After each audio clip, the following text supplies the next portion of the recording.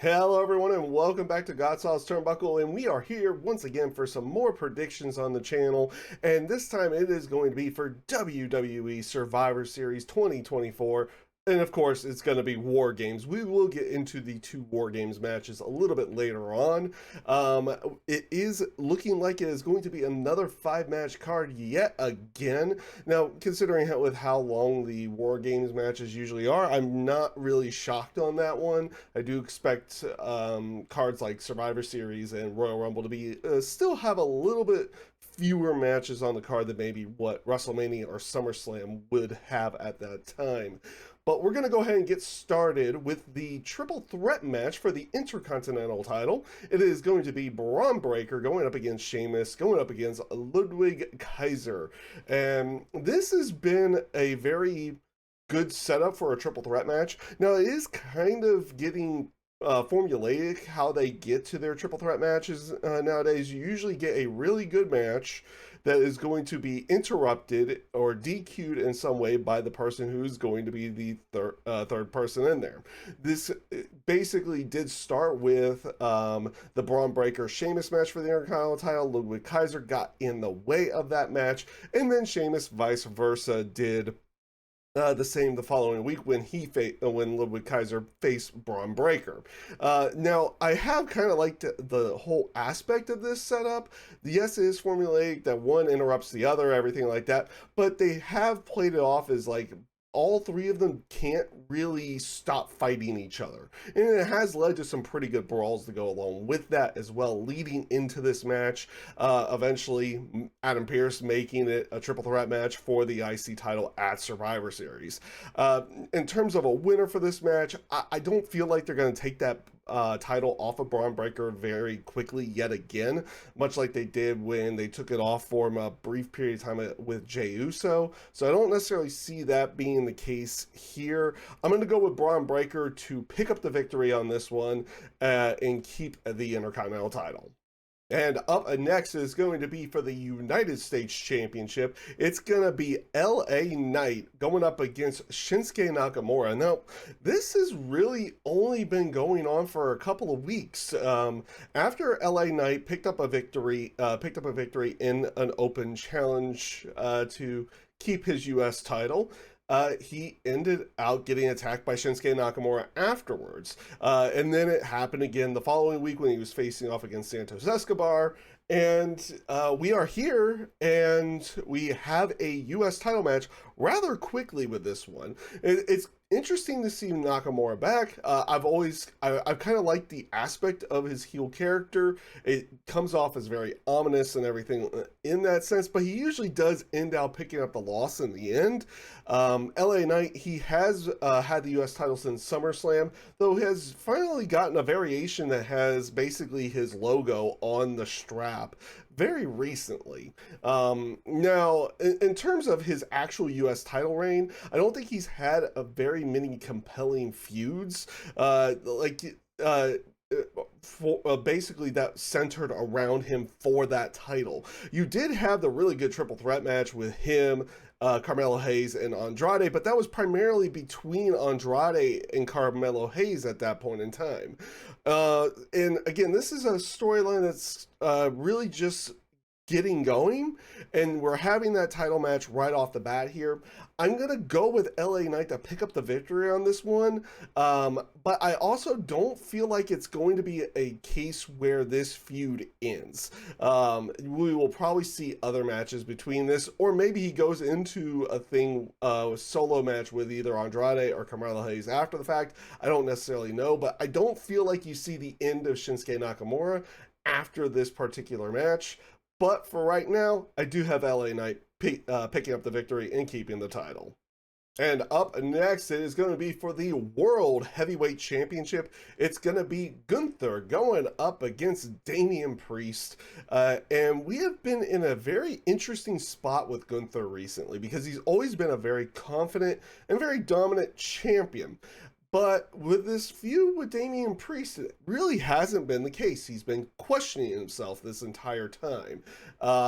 Now, in terms of everything, it's an interesting route for Gunther itself because, again, like I said, we haven't really seen him really question himself. Like even to the point of saying is like, to Kaiser that he wants him to kind of be on his own and be his own person. But he's also questioning his abilities to beat Damian Priest. And Priest has pretty much been in control of this entire feud. Anytime Gunther tries to attack Damian Priest, it does not go well for him in any way, shape, or form, which I think is playing that whole aspect that Gunther is questioning himself.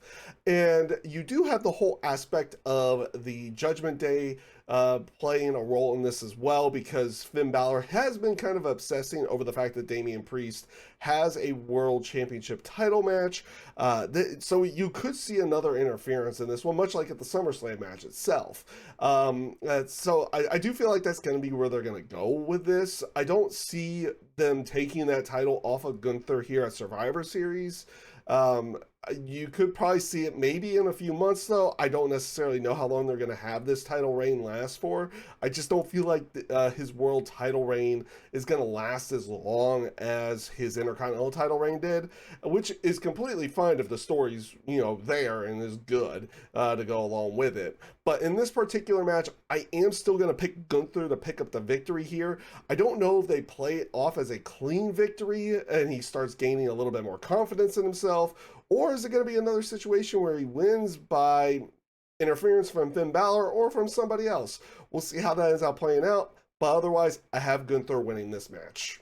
And up next, we have our first of two War Games matches. It is going to be the women's War Games match. Teams are basically going to be Liv Morgan, Nia Jax, Tiffany Stratton, Raquel Rodriguez, and Candice LeRae going up against Bianca Belair, Rhea Ripley, Io Sky, Naomi, and the fifth member, since Jade Cargill is now injured, being Bayley. It's definitely an interesting lineup with this one, especially for the face and the heel team, because the heel team had been kind of feuding with each other not too long ago. They've kind of tried to explain it off as, they're just putting their differences aside for a War Games match at this point in time. But you have the whole dynamic with everything on the face side as well. And you have this whole thing where, Bianca Belair has never liked Bayley because of damage control, but she's been kind of okay with Io Sky at this point in time, who is also part of damage control and did everything. Yeah, it's a little bit convoluted with that portion of it. You have Bianca kind of also getting in everyone's face before the match as well. You have a very good stare off with her and Rhea Ripley before back on Monday night as well. So you do have certain aspects in there, and it definitely it leads to something probably interesting happening in this match. I feel like there's a potential heel turn here, or a potential turn in any way, shape, or form. You can also play the whole aspect of the Money in the Bank situation with Tiffany Stratton. You have both champions in the match actually on her team, so you could have something interesting happen in this match, and there could be a very like I said, just a lot of different dynamics to go into this one. You have this weird situation though where the babyface team has the advantage, and that leads me to believe that there's going to be some kind of turn in the match, whether and maybe it kind of leads into who attacked Jade Cargill. That's how they've kind of written her off, as like who attacked her. And so you have an aspect, is it Bayley? And Bayley's going to go heel again. Could it be a Naomi situation? Because I know they've kind of played around with certain things with Naomi. Or is it a Bianca situation where she goes heel in this match? And now, these things may not even happen in this match as well, to go along with it. It is going to be, it's going to be, like I said, a very interesting thing to see how they end up telling the story in this match. And they could even still do a heel turn and still have the babyface team win. one of them turns on the other in the match, but the babyface team still wins. They did kind of play that off in NXT back when it was Dakota Kai turning against Tegan Knox at that time. But the babyface team ended up still winning, even though they were at a disadvantage after both of them had left. So you could still go that route. And oddly enough, I do feel like there's a heel turn in this one. And I actually feel like it's going to lead to the heel team, Team Liv and Nia and Tiffany and Raquel and Candice picking up the victory on this one. I know I did kind of lead it to where I was going to go with the babyface team, but I'm actually going to go with the heel team to pick up the victory here. Though last year, both babyface teams did win, so that's a possibility this year too. But I figured I was going to go with a heel team. Maybe I'll go with another one. We'll find out with the next match.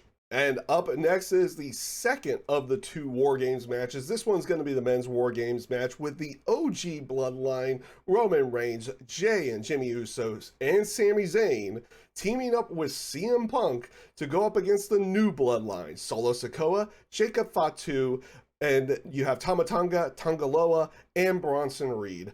And I've actually kind of liked this whole thing that they have going on with this, and it can lead to other things down the line as well.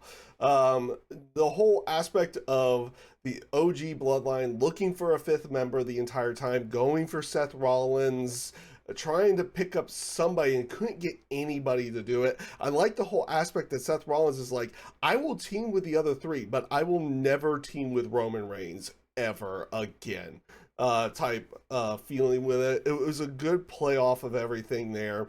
And then of course you had Bronson Reed getting teaming up with the new Bloodline, and honestly it made you feel like that was going to be Seth Rollins that was going to team up with them because of Bronson Reed and their feud, but it ended up not being the case because the wise man came back, Paul Heyman, and he brought in CM Punk.